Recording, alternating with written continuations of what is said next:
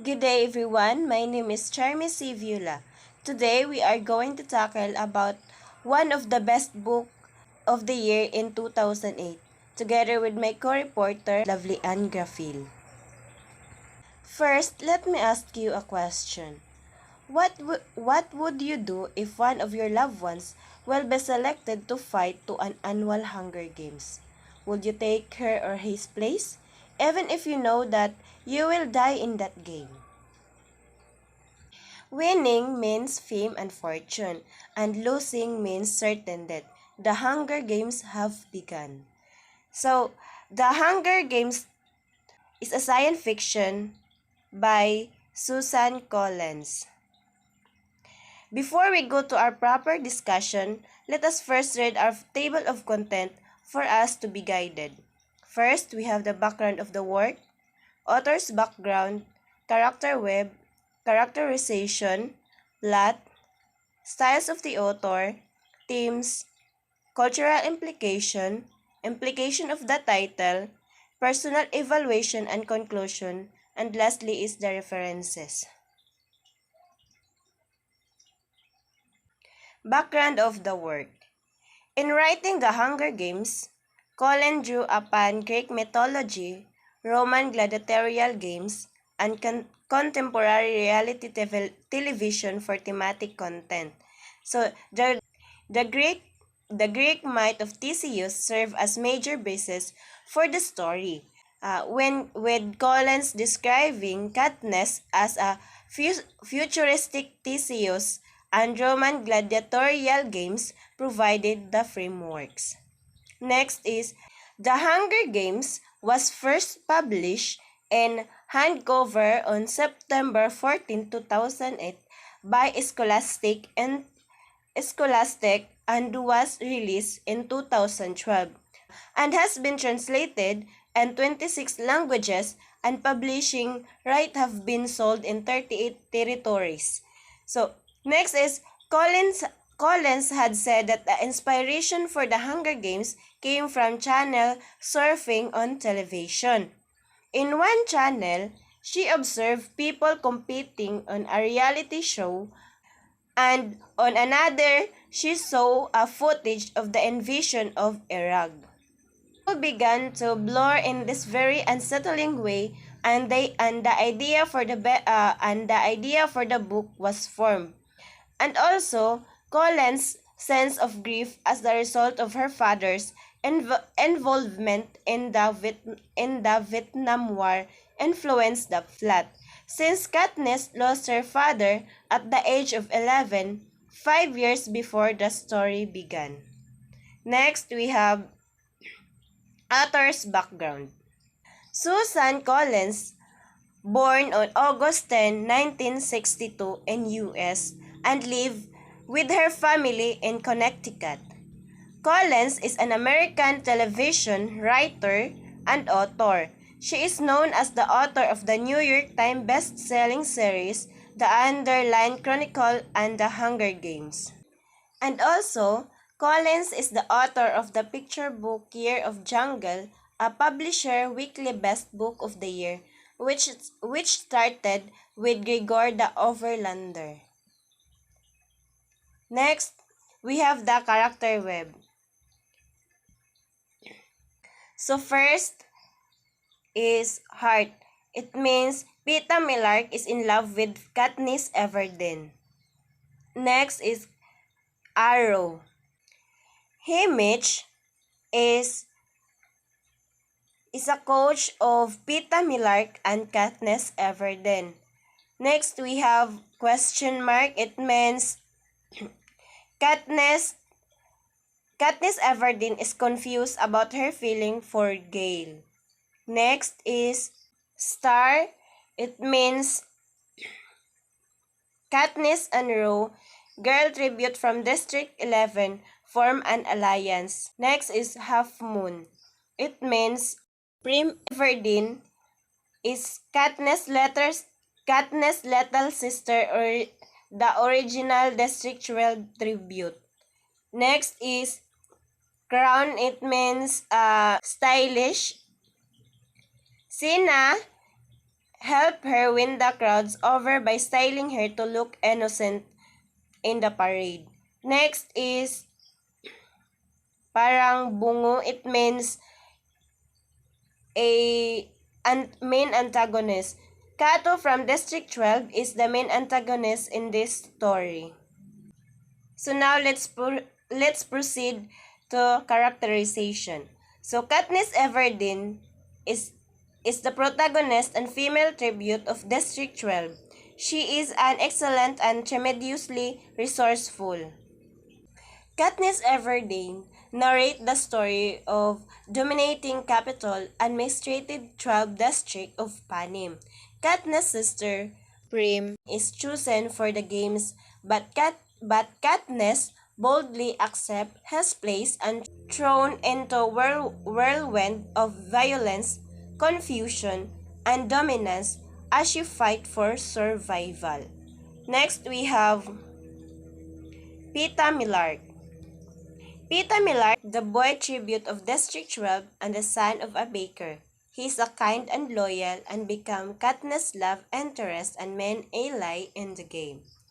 Peeta it is one of Katniss' most important companions before the game began.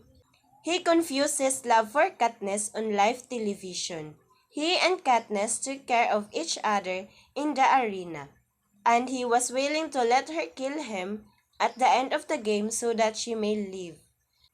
Next, we have Haymitch Abernathy. Haymitch Abernathy is Katniss and Peeta's trainer. He is a drunk and one of only two people from District 12 to win the Hunger Games. Haymitch acts as Katniss and Peeta's grumpy and abrasive yet clever mentor. After he won the second quarter Hunger Games, he became alcoholic who isolated himself from the rest of District 12. Next is Effie Trinket, the escort of tribute from District 12. She is very concerned with appearance and her own career. Next, Gale, Katniss' friend and hunting partner. Gale is probably the closest person to Katniss and is the only with whom she can ever fully relax and be herself. Gale is 2 years older than Katniss. He is a skilled hunter and positive present in her life. They are equal responsible for providing food for their family. And also, Gale calls Katniss as catnip. Next is Primrose Everdeen. Prim is Katniss' little sister. She is small and gentle, and Katniss volunteered in her place when her name is drowned in the reaping. So, Prim is the original District 12 tribute, but Katniss volunteered to serve as tribute instead. Next, Mother Everdeen. Katniss' mother, after her husband died, she essentially stopped caring for Katniss and Prim, forcing Katniss to become the family's primary provider. So, Everdeen served as the healer in District 12. When her husband was killed in a mining explosion year ago, she sank into a deep despair and her relationship with Katniss deteriorated greatly as a result. However, Katniss has learned to forgive her mother and open up to her again since winning the game. Next, Sina. Katniss' main stylist, he became Katniss' friend over the course of the story and counseled Katniss to be herself. So, Sina is Katniss' stylist for the game, gently and kind, and one of the few people on her team she trusts in the early phase. He comes up with the fire idea, which makes Katniss the girl on fire. Next, Mayor Undersea and Marge Undersea. so Marge Undersea. is the mayor's daughter and the one give Katniss a mocking pin. So Mudge. Undersea, the only one person Katniss friend and school, and Mayor Undersea is the mayor in the District 12. Kato. Kato is the main antagonist of the Hunger Games. He was the male tribute from District 2 in the 74th Hunger Games. He was the leader of the career pack, the strongest tribute in the arena, and Katniss Everdeen's primary adversary. So, Kato became one of Katniss' primary antagonists.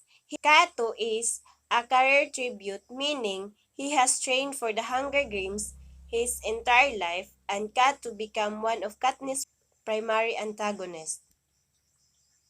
Next, Rue. Rue is the girl tribute from District 11. Small and remind Katniss of Prim. Rue is able to hop from tree to tree like a squirrel, a skill that helps her outrun and evade her competition. So, Ro, became a good friend to Katniss as a result of their alliance during the game. When Ro was killed by another tribute, Katniss sang a song to her and placed flower in her hair before her body was removed from the arena. Next, Fox Face.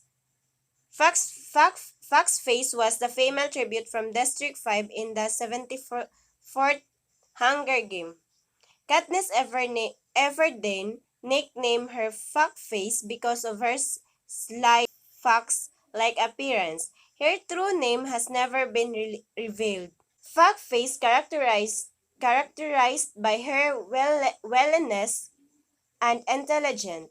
She died by eating poisonous berries collected by Pita.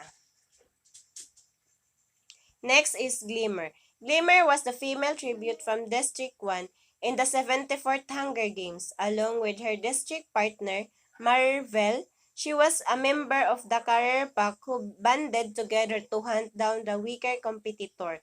So, Glimmer's dies when Katniss dropped a tracker jacker nest on her other com- and some other tributes. Next, Trish. Trish was the male tribute from District 11 in the 74th Hunger Games. Strong, powerful, and resourceful. He posed a serious trait along with Kato to the other tributes participating in the games. Trish is raw counterparts. He show mercy toward Katniss because of the way Katniss treated Rue and also Trish killed by Kato. Next, Clove. Clove is one of the secondary antagonists from the Hunger Games. She is 15 years old tribute from District 2 along with her district partner Kato.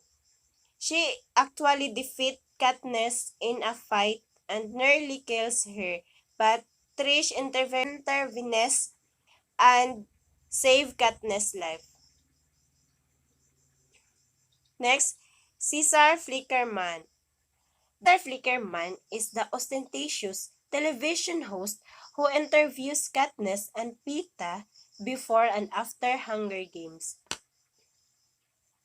Next is Claudius Temple Smith, the announcer during the Hunger Games. Next is President Snow. The president of the Panem, he has been the president of Panem since the 28th Hunger Games at the age of 23. He is the main antagonist of Suzanne Collins' trilogy of the Hunger Games. He was 3 years old when the games first started. President Snow is a very manipulative and ruthless leader who does not care for the people of Panem. Now let me tell you the flow of the story, starting with the part 1. So Katniss Everdeen, who tells her story in the first person, wakes up. It is the day of the reaping. She sees her little sister Prim or short for Primrose, asleep in bed with their mother across the room. Katniss puts on her clothes to go hunting. The area where she and her family lived is called the Seam, and it's part of District 12. They are at the edge of the district, which is enclosed by a high fence, and Katniss often crawls under the fence and enters the wood outside. So against all odds, Prim's name was selected at the reaping. So as Prim walks up to the stage, Katniss, in a panic, rushes forward and shouts that she is volunteering as tribute. A volunteer is allowed to take the place of the person whose name is drawn. But this never happens in District 12. Katniss and Prim embrace, and Gale has to pull Prim away from Katniss. Katniss is escorted into the Justice Building and left in a room. Her mother and sister are brought in to say their goodbyes, and Katniss makes her mother promise not to fall apart again. She tells them she loves them as they're led out. Peter Millark's father, the baker, comes in. Katniss often trades him squirrels for bread. He gives Katniss cookies and promises to make sure Prim is being fed. Next, Madge enters. She gives Katniss a pin with a gold bird in the center and asks Katniss to wear it into the arena. Lastly, Gale enters. He tells Katniss to find a bow if she can, and he says he won't let Katniss' family starve. So Katniss is driven to a train station where she meets Peeta, and they board a train and begin their journey to the capital. So in the capital, a team of people wax Katniss' body hair to prepare her for her stylist, which is Cinna. So Cinna is quiet and modest. It's his first year working as a stylist for the Hunger Games, and to Katniss' surprise, he requested the tributes of the impoverished District 12. It is typical for the tributes to dress in a style that reflects their district, and Cinna says since District 12 industry is coal mining, Katniss and Peeta's costumes will reflect coal's main function, which is to burn. So, her costume will be lit with a synthetic flame, and Cinna calls her the girl who was on fire. So, it is the first day of training. So, Haymitch asks Katniss and Peeta if they want to train together or separately. In case one has a secret skill, she or he might not want the other to know about it. So Peeta already knows Katniss is an excellent hunter, and Katniss feels surprised at the thought that Peeta must sometimes think of her. So ultimately, they decide to train together. So Haymitch wants to know about their strengths.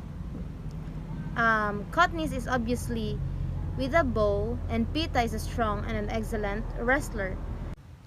So Katniss and Peeta go to a station where they learn various knots.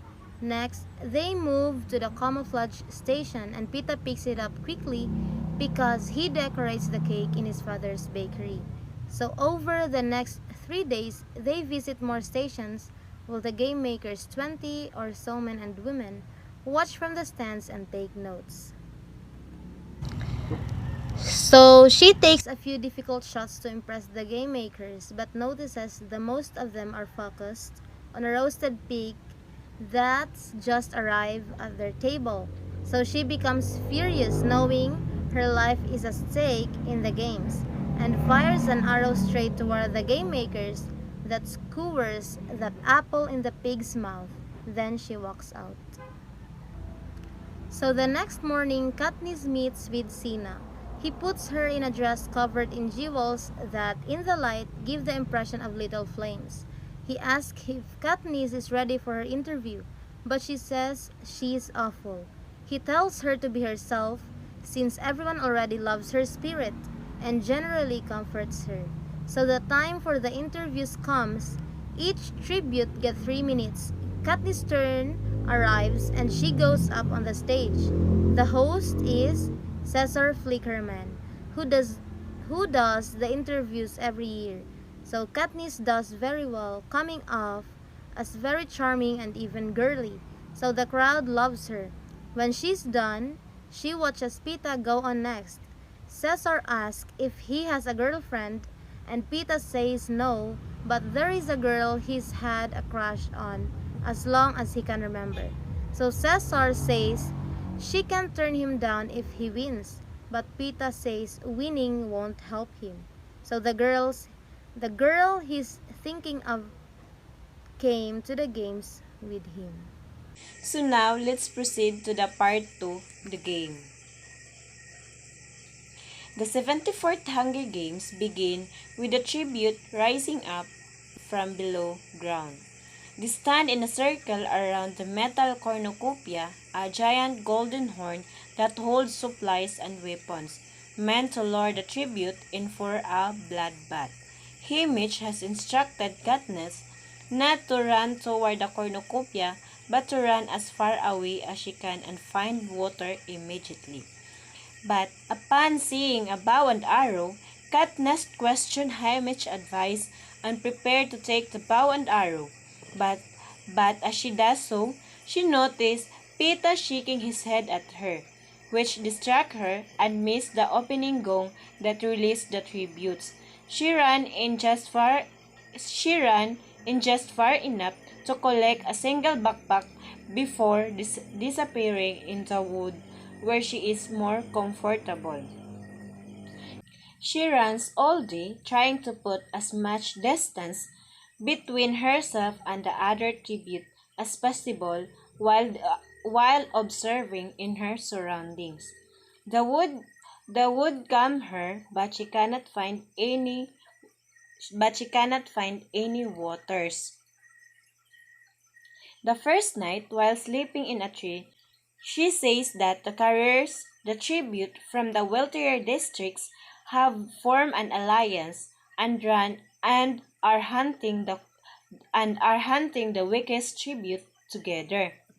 She is shocked to see that Pita is a part of their group and decided that she cannot trust him after all, that he distracted her at the cornucopia on purpose and that he has been misleading her all along. When she set out the next day, she still can't find water and she is close to death. She finally discovers a small pond. While in the arena, Katniss constantly knows that she has to fight hunger, dehydration, the other tributes, and the game makers whom send violence, fire, and explosion through the woods. One night, the career and Pita pin Katniss in a tree. Ro, the young tribute from District 11, hiding in a nearby tree, silently point out a tracker-jacker nest to Katniss.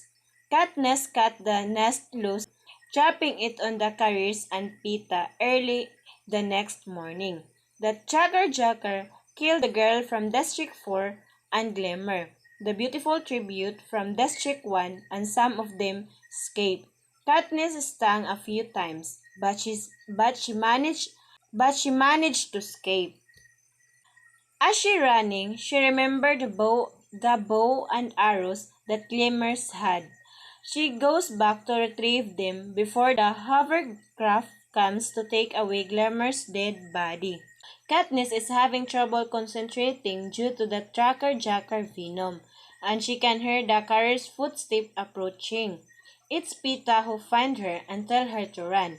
He stays to fight off Kato, the aggressive young tribute from District 2, and save Katniss' life, making her question Pita's motive and wonder if his feelings for her are true or just a show for the audience.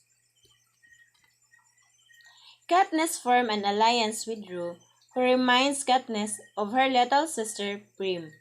Rose says she knows she could trust Katniss because of her Mockingjay pin. Rose loves Mockingjays and their song.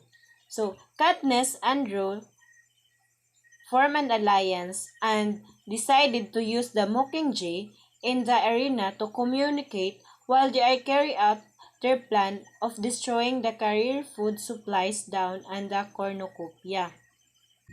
Katniss set off the carriers on booby traps, destroying most of their food and causing Katniss to lose hearing in her left ear. But when she returned, she cannot find Rue. Following Rue's scream, Katniss appeared in time to see the boy from District 1 spare Rue to death. Katniss kills him. So, Katniss then sings to Rue till she dies, after which she decorates her friend's body with flowers. The Capitol viewed this memorial to Rue as a form of rebellion. Tributes from opposite districts are supposed to kill each other during the game, not form true friendship. And now let's proceed to the part 3, the victor. With just 6 tributes remaining, including Katniss and Pita, Claudius Templesmith, the game announcer, declares a new rule for the games. This year, 2 tributes can win as long as they came from the same district. Katniss immediately set out to find Pita, whom she knows has been injured badly by Cato. She finds him camouflaged in mud and in bad shape. Katniss takes him to a cave where he can heal in safety, and she worked hard to give the audience what they want, which is a romance, knowing that satisfying them will earn their support in the form of gift. She also understands that if she play the audience right, he, Mitch, and any sponsor can locate well and deliver the very necessary gift at the night time. She kisses Pita and talks sweetly to him. They continue to flirt in the cave, but Pita gets blood poisoning, and Katniss knows that he won't live much longer without medication. Claudius announced that there will be a fest at the cornucopia at dawn, and that there will be backpacks for each district containing something that those tribute desperately need. Katniss is sure that her backpack will contain medicine for Pita. As she races to get her backpack, she caught by Clove, the girl tribute from District 2, who is scaled with knife. Clove pinned her to the ground, but before she can curve Katniss' face, Chase, the boy from District 11, kills Clove and frees Katniss. So Trish is Rock's counterparts. He shows mercy toward Katniss because of the way Katniss treated Ro. Trish retrieves her backpack and runs back to the cave. The medicine in the backpack attacks Pita's infection and slowly regains his strength. Katniss and Pita hunt and gather in the wood, and Katniss can't help but think of Gale and how she misses him. She wonders what Gale thinks of Pita and how she kisses him. But then she don't like to think of Pita and Gale at the same time because her feelings are so complicated. When the only remaining tribute are Katniss, Pita, and Cato, Katniss knows that the Game Maker will soon drive them together for their final battle. True enough, the stream and pond dry up, forcing the remaining tribute to head for the lake near the cornucopia for water. So Katniss and Pita go to the cornucopia to wait for Cato. Cato emerged from the woods being chased by mutation creatures made by Capitol. This particular creature are wolf-like and can balance on their hind legs. So they also represent one of the dead tribute possessing their eyes and hair color. Pita, Katniss, and Cato climb up the cornucopia trying to get out of the creature. So Cato grabs Pita, who receives a deep bite and is bleeding profusely. Katniss shoots Cato in the hand, which causes him to fall to the ground, where the mutation attack him. Katniss shoots him with an arrow in the next day to end his uh, an arrow in the next day to end his under suffering. Katniss and Pita believe that the game are over, but then Claudius Templesmith voice announced that the new rules that was previously established about two tributes winning has been revoked. Only one tribute can win. So Katniss realized this has been the game maker plan all along. To end with the star-crossed lover and watch one of them sacrifice his or her life for the others. Katniss, however, come up with a plan. She and Pita both prepare to eat poisonous berry, which make Claudius take back his most recent announcement, stating that the two tribute can ended when. So they declare Katniss and Pita as this year Hunger Games winner. The novel ends with Katniss and Pita on their train raid back to District 12 as heroes. So the closer she gets to home, the more confused becomes about her feeling for Pitas and about her true identity. Isn't sure who she is now, that she is a victor in the Hunger Games, and she also doesn't know whom she loves, Gale or Pita, or where her life will go from her with the Capitol eyes closely upon her. So, after hearing the story or the whole novel, let's talk about the styles of the author. So, first we have the conflict, man versus self. So, in the story, we can see that Katniss' duty to protect her sister, her desire to stay alive, and her need to kill others in order to win all conflict with Katniss' reluctance to compete in the tournament. So that's the man versus self. Now is the man versus man. So in the story, particularly that of the tributes battling each other in the games, and that of the people fighting against the oppressive Panem government. So fighting with each other as tributes is a conflict showing man versus man. Next is the man versus society. So Katniss wants to go against the Capitol as she hates it, but is conflicted because with President Snow watching over, her family could be in grave danger. Next, the author uses the style of flashback.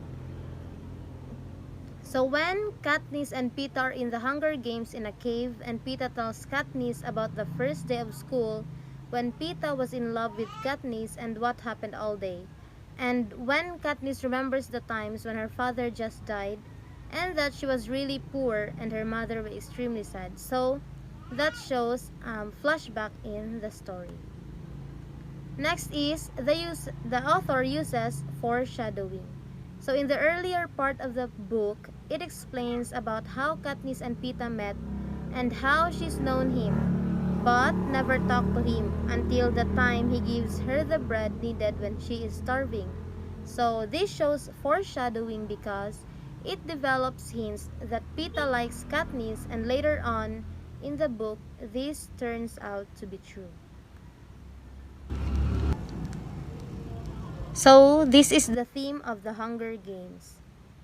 It explores a number of themes and issues, including ideas of poverty, wealth, power, violence, and reality television.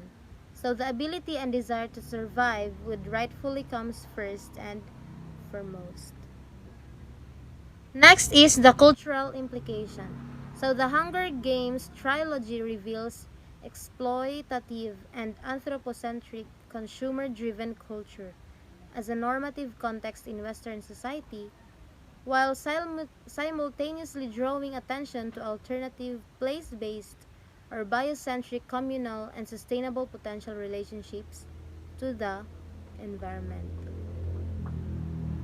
And lastly, the implication of the title. So the title Hunger Games refers to the annual blood sport that Katniss gets pulled into, or the 24 tributes from the 12 districts get dropped into an arena and battle to the death to prove that the capital is still in charge. So it is a game between life and survival. Now let's relate the moral of the story into our personal lives.